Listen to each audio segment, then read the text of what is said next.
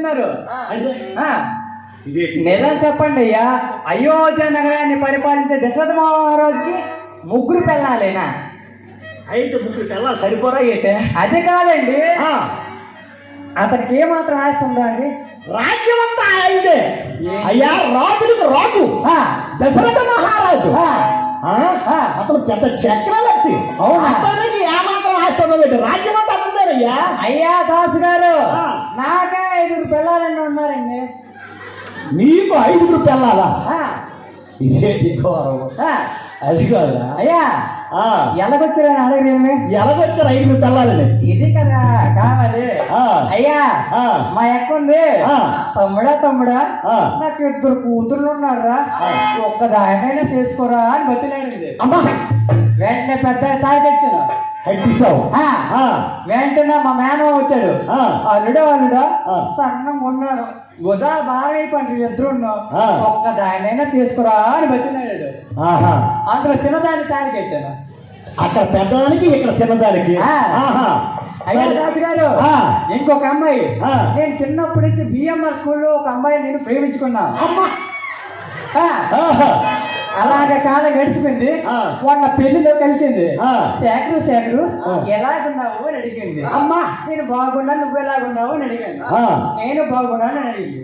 నేను పెళ్లి అయిపోయిందా అని అడిగాను. ఆ అమ్మాయి అన్నది, నేను పెళ్లి అయిపోయింది కానీ నాకు నేను మంచిదాన్ని, మా ఆయన నన్ను వదిలిసాడు అని అన్నది. నేను మంచిదాన్ని, మా ఆయన మంచిదాన్ని వదిలిపెట్టరా? అదొక మంచి రకం. అది ఎప్పుడైతే మంచిదాన్ని వదిలిసాడు అన్నాడు. ఖాళీగా ఉన్నావా అని అడిగాను. ఉన్నది అన్నది. కట్టేశాను.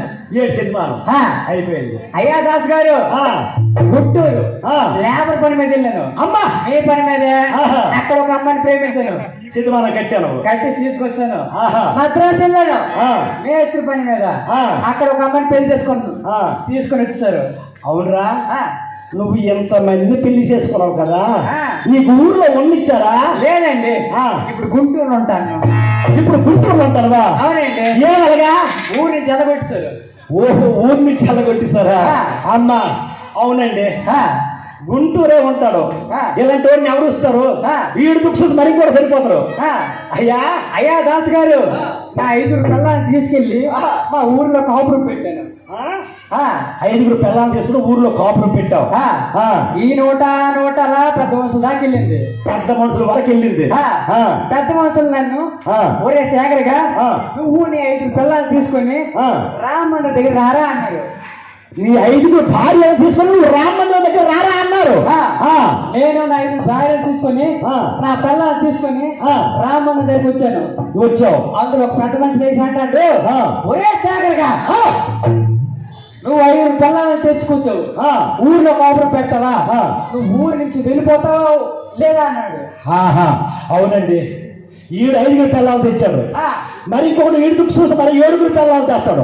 మరి ఇంకొకటి 10 మంది పిల్లలు చేస్తాడు. మరొక 20 మంది పిల్లలు చేస్తాడు. ఊరు పాడైపోతుంది కానీ ఊరు బాగుపడుతుందండి. పడదా? అప్పుడేమన్నావు? ఊరు వదిలి వెళ్ళిపోయినాను. ఎప్పుడైతే నేను నా 5 పిల్లలు తీసుకొని, నా పిల్లలు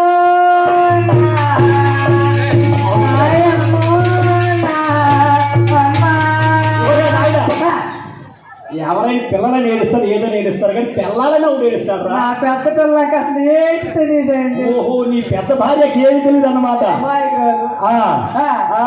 ఎప్పుడైతే అలా వెళ్ళగొట్టారు, వెళ్ళిపోయే ముందు ఆ పెద్ద మనుషులకు ఒక మాట అన్నాను. ఏమని అన్నావు? ఓ పెద్ద మనుషులారా, ఓ నాయకులారా, మీరు ఈ రోజు నాకు ఎలాగైతే ఊరి నుండి వెళ్ళగొట్టారో అలాగే బ్రతిమల్లాడి తీసుకొస్తేనే ఈ ఊరు వస్తాను, లేకపోతే రాను అని అక్కడి నుంచి వెళ్ళిపోయాను. అవునరా, నీకు ఎలాగొట్టేసారు ఊర్లో నుంచి?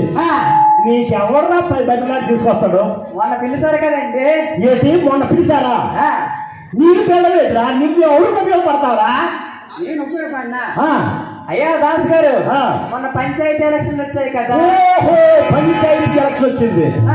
అవునండి, ఎంత పగస్తుడైనా కాలేజీలు పెట్టేస్తారు. ఆ టైంలో వచ్చేది, ఆ సమయం వచ్చిందంటే, ఎలక్షన్ వచ్చిందంటే, ఓహో పెద్ద మనుషులు అందరూ వచ్చి, శేఖరు నీ 5 భార్యలు తీసుకొని రారా ఊర్లోకి రారా మాకే ఓట్లేరా నీకు ఇల్లు మీద ఇస్తాము నీకు సోటు లేకపోతే ఐదు భార్యలకి సోటు లేకపోతే వాళ్ళని కట్టేసిస్తామన్నారు. ఇస్తానన్నారు.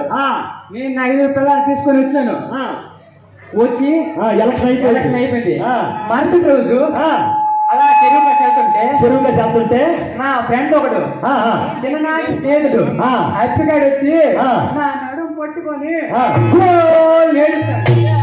నిన్ను పట్టుకొని నీ నడుము పట్టుకొని ఎందుకు గోలు మనం ఏడుస్తాడు? ఒరే శేఖరగా అన్నాడు అప్పిగాడు. ఒరే శేఖరగా నా పిల్లము నువ్వు అంత ఉంటది, దాంతోనే పడలేకపోతున్నాను.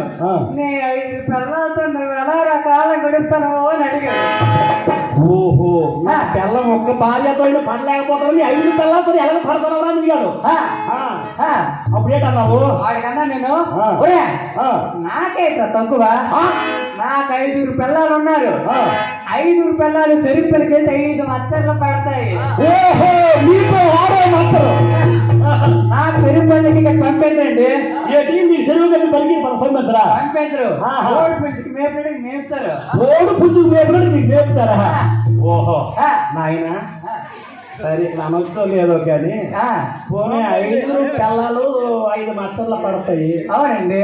మరి పడుకుంటప్పుడు మరి 5 మరి ఎలాగ బాధపడతారు? దాసు గారు చెప్పేయండి, అందరికి తెలిసిందే. అయ్యా దాసు గారు, నా 5 పిల్లలకి సీరియల్ చూడటం అలవాటు. అమ్మా, వాళ్ళు 6 గంటలు టీవీ ముందు ఉంటారు.